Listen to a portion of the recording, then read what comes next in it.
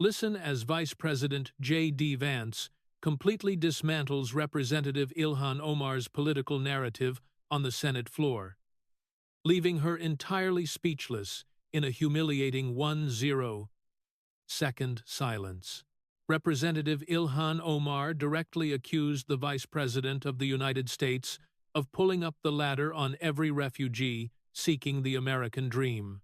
She boldly delivered this accusation to a man who grew up in a household where the only escape route was a fire escape away from an environment plagued by illicit substances, yet he climbed his way out, rung by painful rung, using his bare hands without any safety net to catch him. When she labeled him a hypocrite, he responded by calmly reminding her of the last time he expressed true gratitude.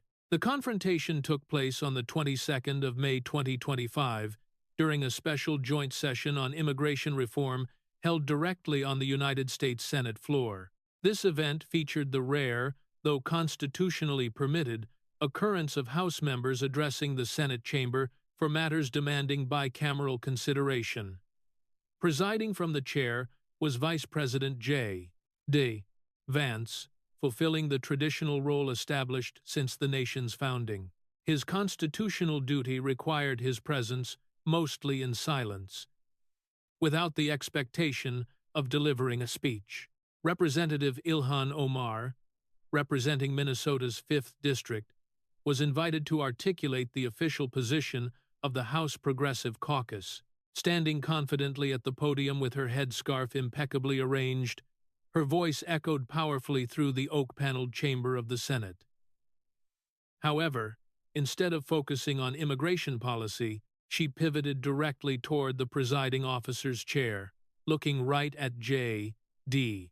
Vance, she took aim, creating a moment so compelling you will want to smash that like button as you witness the vice president counter an attack with a question so profoundly human that his accuser remained utterly silent for 10 full seconds. Vice President Vance, Omar stated, pronouncing his name with the sharp finality of a prosecutor addressing a guilty defendant. Her tone was entirely flat, heavily loaded, and carried an air of absolute conviction, causing an immediate, noticeable shift within the Senate chamber. Senators paused their scrolling to look up, and whispering aides immediately fell silent. The established protocol for a House member addressing the Senate strictly dictates speaking to the body itself, never directly to the chair. Standard procedure requires using institutional titles like Mr. President or Madame President. A speaker certainly does not look directly at the presiding officer and use his name, and one absolutely does not deliver it with such calculated venom, she continued, claiming he was the absolute poster child for pulling up the ladder.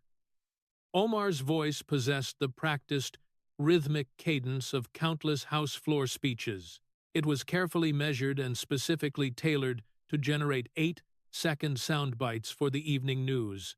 She sarcastically congratulated him on escaping poverty, asserting that his very first act in power was to slam the door shut on every immigrant and refugee attempting to follow in his footsteps. Gripping the podium firmly with both hands, she betrayed no nervousness, for she was never nervous behind a microphone. She held on tightly to make her knuckles visible, knowing that visible knuckles projected visible conviction to the audience.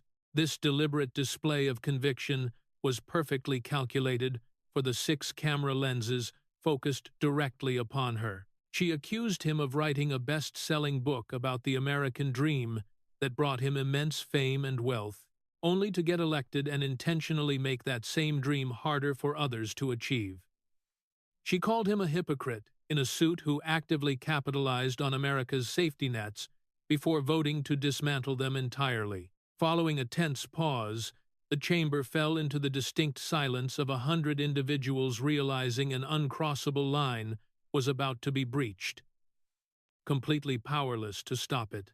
Lifting her chin, the exact same defiant chin that had confronted hostile cable news panels, survived intense congressional censure votes, and weathered severe threats, she urged honesty about his true nature. With that unflinching posture, she declared that he did not pull himself up by his bootstraps.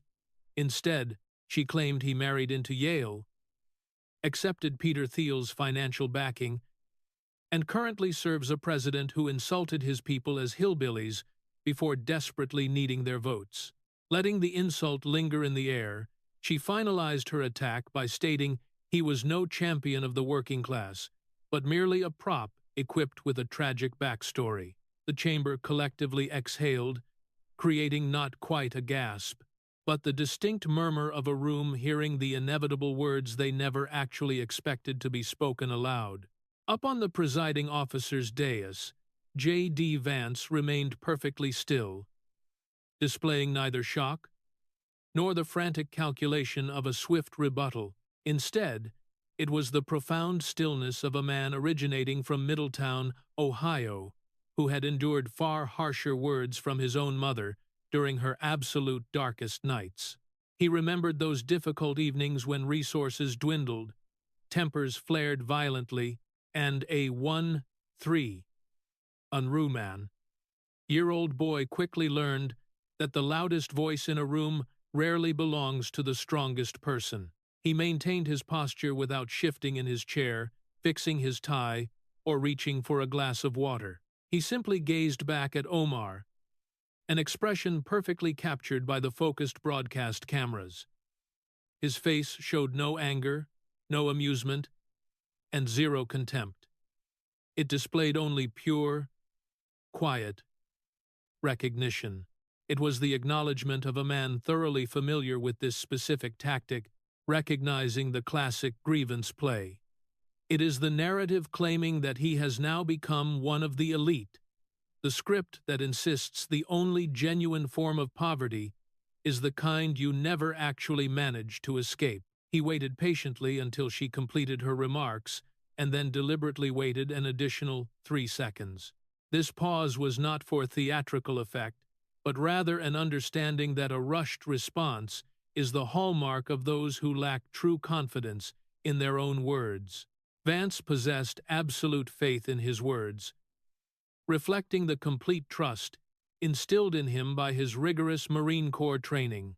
Finally, the vice president leaned toward his microphone, softly addressing her as Representative Omar. His tone embodied a Midwestern quietness, the kind that avoids competing with loud noises but effortlessly cuts right through them.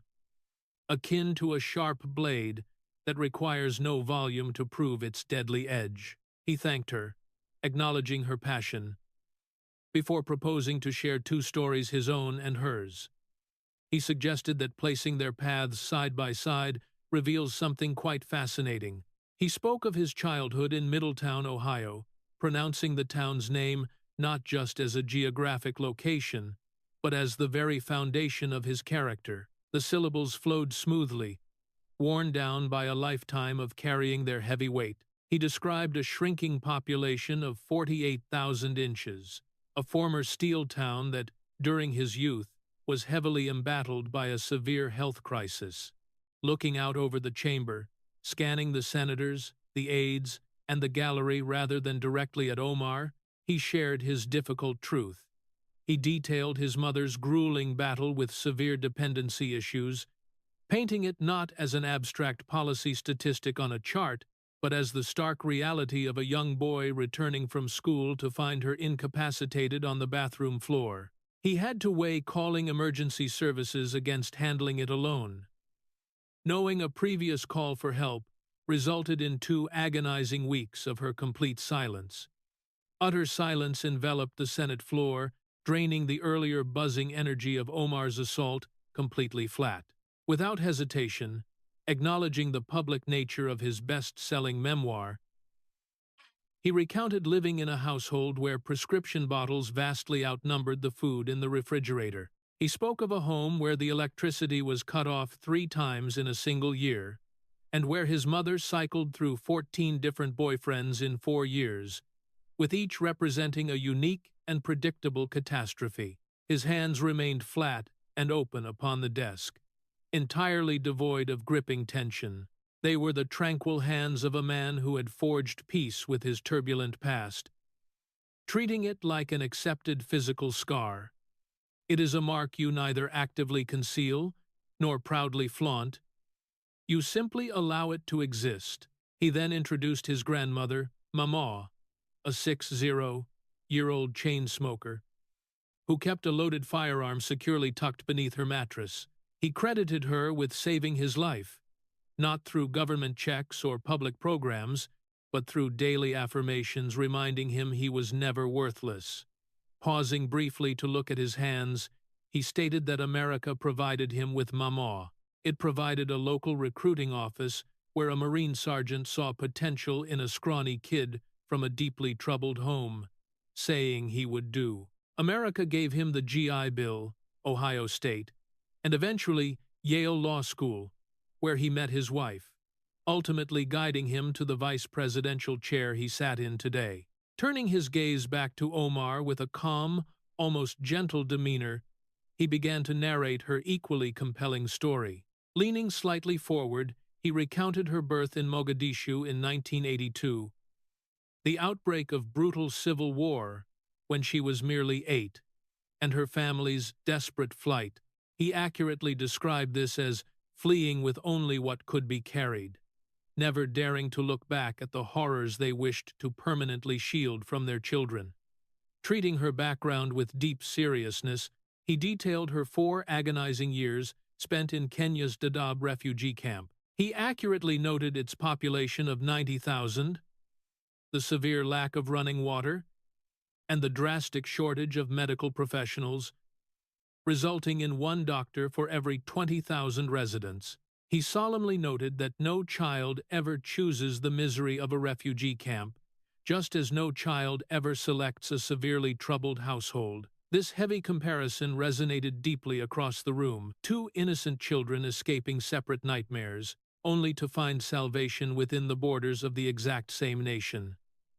He reminded her that in 1995, the very country she just accused him of betraying warmly accepted her family as refugees. Out of all the nations on earth they could have gone to, America resettled them in Arlington, Virginia, and then Minneapolis.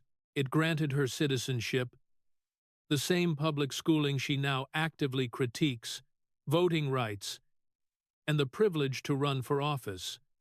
Winning her elections twice, she culminated an incredible journey from a Kenyan refugee camp straight to the halls of the United States Congress. He allowed the immense magnitude of that trajectory to settle over the room, perfectly mirroring the arc of his own ascent from a broken home to the vice presidency just moments prior. 2 identical arcs, gracefully drawn by the same accommodating country. He declared that while America's gifts were neither perfect nor easy, often accompanied by immense struggle and agonizing failure, they were given absolutely everything. Therefore, the real question was not what America provided them, but rather what they had chosen to give back to the country. As Omar's mouth slightly opened to formulate a rebuttal, Vance smoothly continued, his level voice indicating he had not yet reached his final destination. A rising voice constantly searches for its point, but a perfectly level voice has already found it and is steadily marching toward the conclusion. He transported the silent room back to the 11th of September, 2001, recalling himself as a 17-year-old high school senior at Middletown High School. His eyes briefly drifted away from the chamber, revisiting a tragic memory still burning brightly a quarter-century later. He precisely recalled sitting in Mrs. Patterson's second-period English class when news broke of the first plane, leading the students to rush to the cafeteria.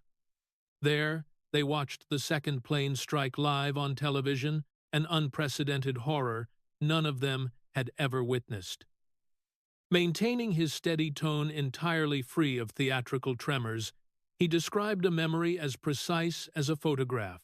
He recalled how the very next day, September 12th, 4 of his high school classmates immediately marched into the Marine recruiting office on Main Street. They required no presidential addresses or official troop deployments.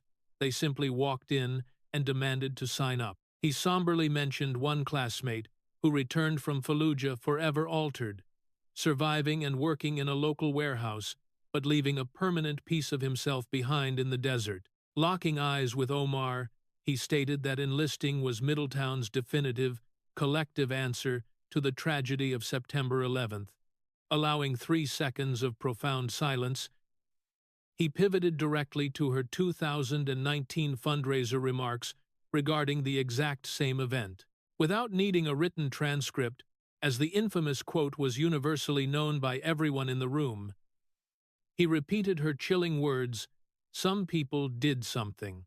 A distinct sound, somewhere right between a murmur and a gasp, rippled through the gallery like a swift wave through tall grass. He fiercely defended the 3,000 lost American lives. He honored the brave firefighters charging up doomed stairwells, knowing they would never return. The terrified office workers making final, tearful calls from the 90th floor to say goodbye, and the courageous Flight 9 3 passengers who stormed the cockpit. He declared that his friends and high school football teammates joined the United States Marine Corps specifically because of the horrors of that day. His jaw visibly tightened, the sole physical manifestation of genuine emotion from a man trained in emotional suppression by both a turbulent childhood and Paris Island drill instructors. He condemned her callous reduction of the deadliest attack on American soil since Pearl Harbor. He reminded her these were not random individuals, but violent extremists who slaughtered 3,000 Americans, prompting his friends to fight and potentially sacrifice their lives. Though Omar's posture remained rigid and her chin stayed high, her eyes finally betrayed her, drifting downward just a fraction of a degree. It was exactly like a compass needle helplessly reacting to a passing magnet, not completely changing direction, but proving beyond doubt that the needle felt the undeniable magnetic pull. "Let me be honest about something," Vance uttered, signaling the safety was coming off in his signature linguistic warning. He acknowledged the heavy criticism his book, Hillbilly Elegy, received from his own Appalachian community for supposedly airing dirty laundry and exposing their deep-seated struggles to the world. They accused him of making them look bad by revealing his mother's severe dependency and their town's agonizing decline. Nodding slowly, he affirmed their harsh critiques were factually accurate, firmly believing that confronting the ugly truth is the absolute prerequisite for fixing any broken system. Instead of blaming the investigators or hiding the flaws, he chose to expose exactly what was broken. Turning his focus directly to Omar, he confronted her with a massive, undeniable issue within her own constituency, the Somali-American community in Minneapolis.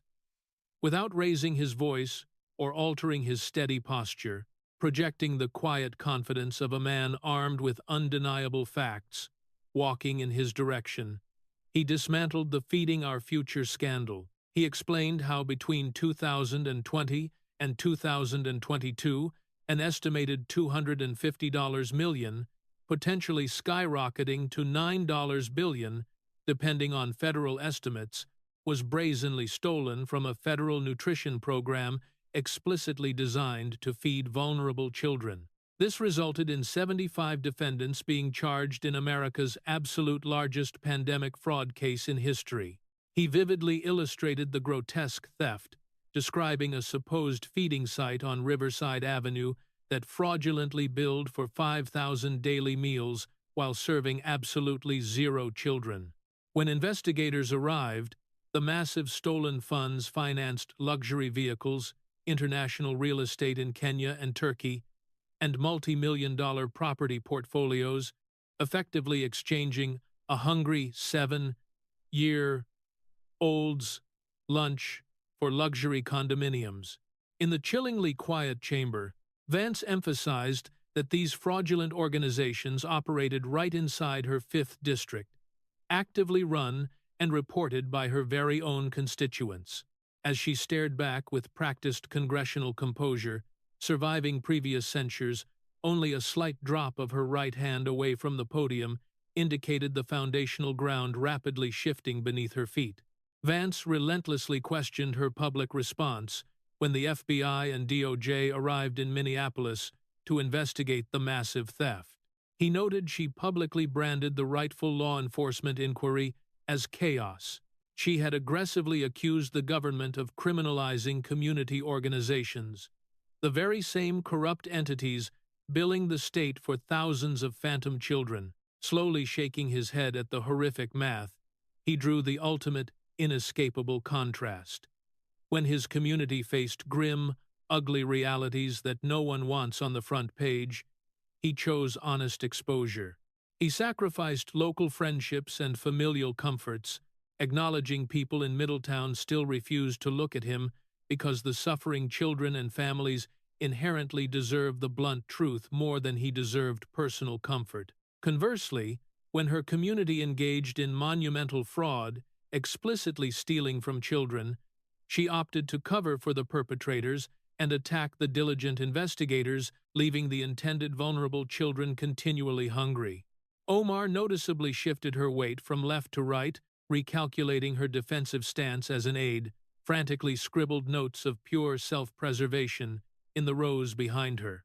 Removing the safety once more with his signature phrase, Vance transitioned to a brutally honest discussion of campaign finances. He openly outlined his fully transparent wealth accumulation, writing a widely read book, participating in venture capital with disclosed investments, and complying with absolutely every mandatory legal financial disclosure during his successful Senate run. Shifting the intense spotlight, he invited an examination of her finances. Omar's chin lifted a fraction higher, her signature defensive armor instantly locking into place. In his flat Midwestern tone, Vance laid out the concrete facts previously known only as abstract news articles. Hearing it spoken aloud made it devastatingly real. He meticulously detailed how her official FEC-registered campaign funneled $3.7 million directly to the E Street Group, a consulting firm founded and managed by Tim Minette. After a deliberate, heavy pause, he dropped the final hammer. Tim Minette is her husband. He explained that after an official FEC complaint regarding this massive routing of campaign funds, her campaign scrambled to amend its filings entirely after the fact. The amended filings finally exposed the hidden payments that the original documents desperately tried to conceal, shattering her entire narrative of moral superiority.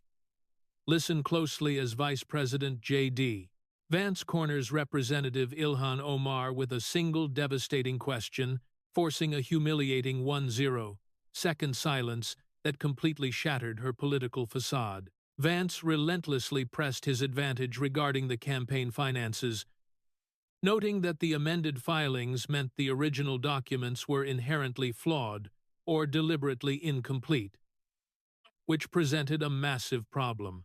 Allowing that reality to settle over the room, he expanded his focus beyond the campaign coffers. He brought up Mr. Minette's peripheral business ventures, specifically a cannabis company, a winery, and various external consulting contracts, which had generated intense scrutiny. He pointed out that journalists had completely failed to track the input and output of $1.7 million associated with these entities. Vance firmly stated that when a spouse's company absorbs millions in campaign funds while simultaneously managing unaccounted wealth across other businesses, the correct term is no longer entrepreneurship. It is a clear pattern. Without pausing for her rebuttal, Vance calmly turned a page within the only prop he utilized during the entire exchange, a completely plain manila folder lacking any dramatic labels or colored tabs. He then pivoted to the issue of immigration, clarifying that he raised it not out of cruelty, but because Omar herself had weaponized the topic against him. Locking eyes with her, he detailed the credible, highly documented allegations heavily investigated by the Minneapolis Star-Tribune and thoroughly reviewed by multiple federal agencies. These records suggested she had married her own brother, Ahmed Nur Said Elmi, in 2009 to commit immigration fraud. While acknowledging her repeated denials, Vance highlighted the glaring contradiction. She vehemently refused to release her 2009 tax returns, the exact documents capable of proving her innocence. Furthermore, when Congresswoman Nancy Mace issued a formal subpoena for those specific records in 2025, Omar immediately dragged the matter into federal court to block their release. Gently closing the folder as if finishing a book, Vance summarized their fundamental difference.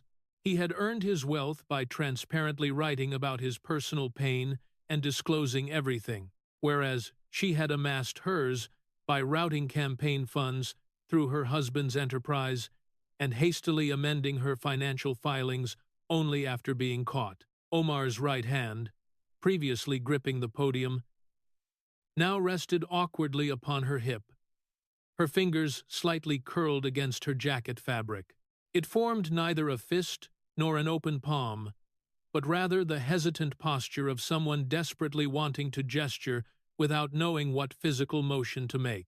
Up on the dais, Vance leaned back in the presiding officer's chair, fundamentally altering his physical posture for the first time in 20 minutes. He visibly softened his demeanor, putting away the metaphorical blade of raw data to summon something far more profound. Lowering his voice to the intimate register of a private conversation amidst a crowded room, he asked Representative Omar to genuinely listen to a personal revelation. He confessed that he wakes up every single morning, overflowing with profound gratitude. He clarified this was not the hollow, rehearsed gratitude regurgitated by politicians, claiming they are thankful for the opportunity to serve, but a raw, deeply authentic appreciation. It was the kind of solitary gratitude experienced at 500 inches the morning, lying in the dark before the alarm sounds, speaking the words, "Thank you," out loud, into the empty air to his departed mamaw. The Senate chamber descended into an absolute stillness, rooted not in the anticipation of a rhetorical punchline, but in the rare experience of witnessing raw truth. Continuing his heartfelt monologue, Vance expressed deep thanks to the Marine Corps drill instructor who spent 16 grueling weeks transforming a terrified Ohio kid into a resilient man. He expressed immense gratitude for his wife, who recognized the potential within him that he was entirely blind to.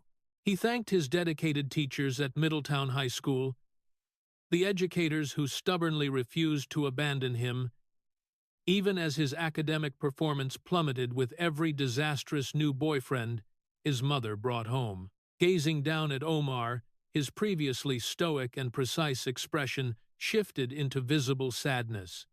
He ultimately declared his supreme gratitude to America. He thanked the actual, tangible nation, complete with its deep flaws and breathtaking beauty, for taking a broken child from a chaotic household and allowing him to ascend to the vice presidency. That daily gratitude, he noted, was his personal reciprocation to the country. Following a remarkably long, heavy pause, Vance drew the ultimate parallel between their lives. He noted that the exact same country had rescued her from a destitute Kenyan refugee camp, granting her citizenship and an elite seat in the United States Congress. Leaning directly into his microphone, he delivered the fatal strike. He asked her to name the last time she had said something genuinely kind about the country that had given them both the Marines, the congressional seat, and their very lives. The question reverberated through the silent, oak-paneled chamber like a single clear bell tolling in an abandoned church. He clarified his parameters. He did not want a qualified statement, nor a conditional phrase suggesting America is great, but deeply flawed. He demanded to know the last time she stood behind a microphone and offered pure, unadulterated kindness toward the nation that saved her. Standing frozen at the podium, Omar opened her mouth slightly, attempting to form a word that completely failed to materialize. This devastating inquiry bypassed policy debates, voting records, FEC violations, and multi-million-dollar fraud scandals. It rested entirely on the simple concept of when, and she was utterly incapable of providing a date. 1 second passed, 2 seconds, 3 seconds, 4. The entire Senate chamber mentally counted the agonizing silence, feeling the physical weight of each passing moment stretch and thicken as the expected response refused to come. 5 seconds, 6, 7. The frantic aide behind Omar ceased writing entirely, his pen hovering motionless over his lap. 8 seconds. 9. Vance offered no rescue, no interruption, and no attempt to awkwardly fill the void. He merely sat with the practiced patience of a man who understood that waiting is never a sign of weakness when anticipating an answer that truly matters. 10 agonizing seconds elapsed. Omar's famously defiant chin finally stopped elevating. Settling into a nameless, neutral position of absolute defeat, reflecting a politician frantically searching the vast archives of her career and finding absolutely nothing. Breaking the silence softly, Vance stated that he expresses his thanks every single day to his trainers, his teachers, his late grandmother, and his nation. He then meticulously recited her actual track record of gratitude.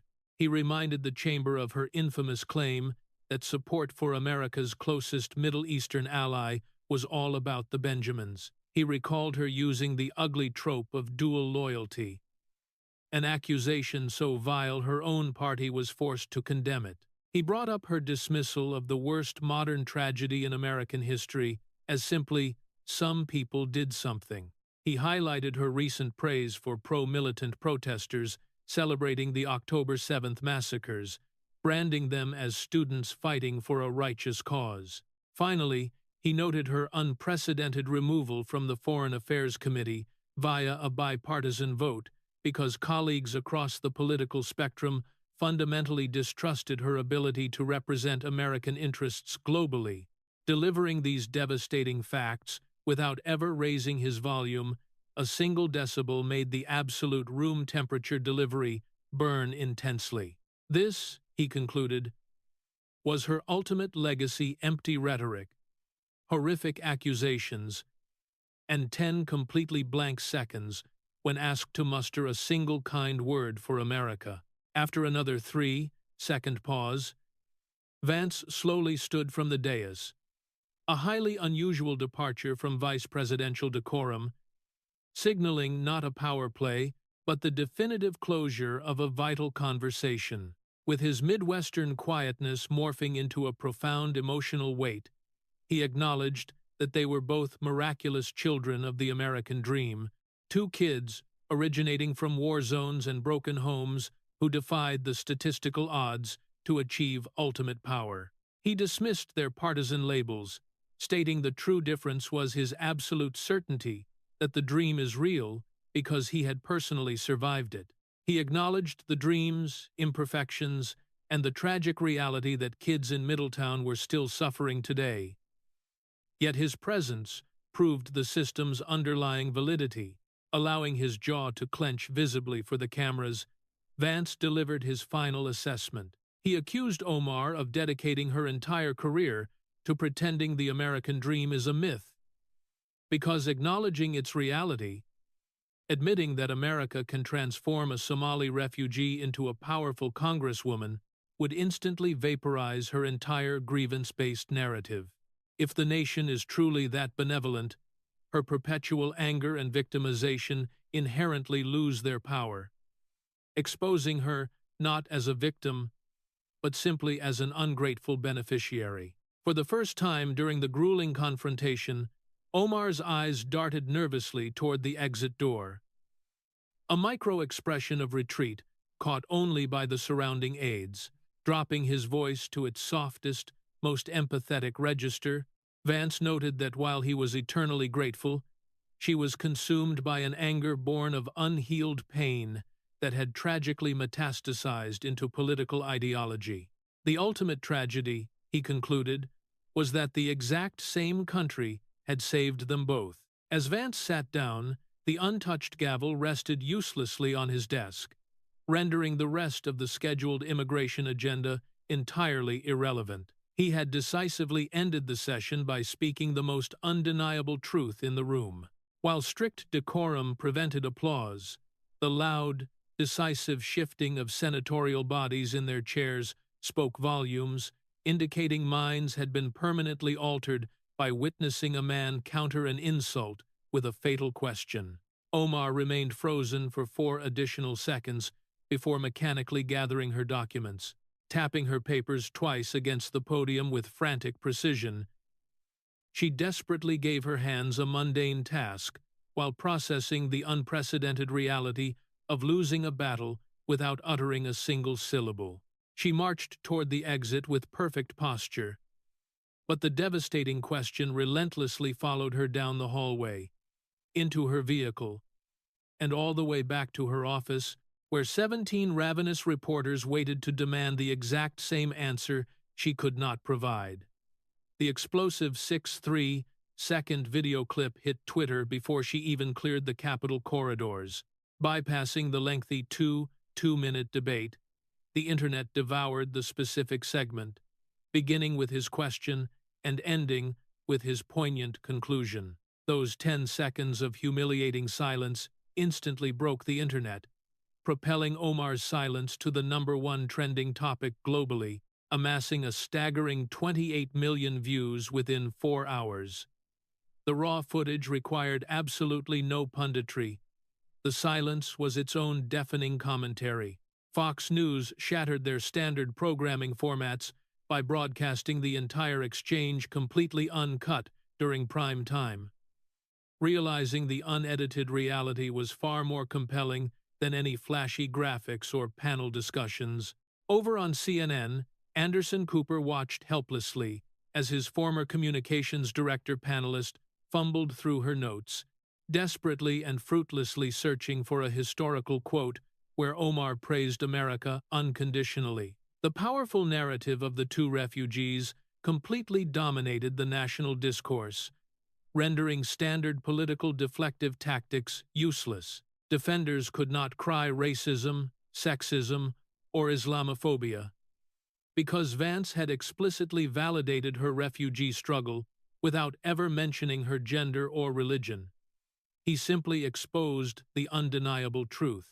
3 hours later, Omar's office issued a panicked statement accusing Vance of weaponizing patriotism, heavily utilizing the words dangerous and distraction, while notably omitting the word America entirely. Social media swiftly mocked her for spending 3 hours drafting an attack instead of simply finding a nice thing to say about the country. When CARE predictably labeled the exchange a racist dog whistle, Vance's supporters flooded the internet with his heartfelt Marine Corps tribute, challenging viewers to locate the supposed bigotry. The severe consequences extended beyond the digital realm. The FEC complaint regarding her husband's E Street group surged forward as 3 senators demanded a formal investigation, prompting the firm to suspend its campaign contract. Simultaneously, the congressional subpoena for her hidden tax records advanced directly into federal court. However, the narrative damage was the most permanent casualty. The 2 refugees concept transformed into a powerful cultural touchstone, echoing across Sunday sermons, editorial columns, and daily conversations. It came to symbolize the profound realization that America's true value is measured by those who appreciate its salvation rather than those who perpetually condemn it. A Congolese refugee turned pastor in Tulsa themed his entire Sunday service around the exchange, challenging his congregation to identify which type of refugee they embodied. In Dearborn, a high school civics teacher played the footage for her classroom, challenging her 22 students to recall their own expressions of gratitude. 14 easily answered, while 8 sat in thoughtful contemplation. This single confrontation sparked a massive, spontaneous movement of working-class Americans broadcasting their own gratitude. A spectacular viral wave featured a Texas truck driver, a Houston salon owner, a retired Florida Marine, and a Somali-American nurse in Ohio, who proudly recounted thanking America just yesterday after a successful surgery. That singular nurse's video effortlessly garnered 11 million views. Back in Middletown, Ohio, 4-1-year-old combat veteran Tyler Boggs sat on his porch nursing the ruined knees he brought back from Fallujah. Watching the viral clip on his phone, he listened to Vance accurately recount how the town's youth rushed the recruiting office on September 12th. Pausing the video to reflect on his own sacrifice and Omar's dismissive 9/11 commentary, he validated Vance's narrative to the empty street before returning inside to a framed photograph of his younger self in dress blues. Meanwhile, on Cedar Avenue in Minneapolis, a neighborhood affectionately dubbed Little Mogadishu, a Somali immigrant named Abdi Farah wiped down the counter of the convenience store he had built from nothing. Having survived a grueling journey from Nairobi to achieve the American dream of home ownership and putting his daughters through college, he watched the 1-0-second silence play out on the small television above his register. Glancing up at the bilingual welcome sign hanging over his door, Abdi quietly confirmed that he thanks his adopted country every single day, suggesting the Congresswoman should attempt the same exercise. He returned to cleaning the store that America had allowed him to own. In the end, she weaponized the word hypocrite, and he countered with the memory of Mama. She labeled him a political prop, and he recalled the blood spilled after September 11th. She attacked the systemic ladder, and he simply asked when she last expressed gratitude. God bless the broken boys of Middletown who answered the call of duty, and God bless the humble shopkeepers of Minneapolis who display their gratitude above their doors, because a working man quietly wiping a counter while whispering a daily prayer of thanks teaches the nation infinitely more about genuine appreciation than 1,000 hollow speeches delivered from a congressional podium. 2 refugees entered the same saving nation. One voiced profound thanks. The other mustered 24 excuses and 10 agonizing seconds of total silence. And she still has not answered the ultimate question. When was the last time she said something kind about America? Ultimately, the lingering question remains, did that devastating 1-0-second silence actually force a permanent change in how modern leaders speak about the country they profess to serve? Or is genuine gratitude rapidly becoming a forgotten relic of the past?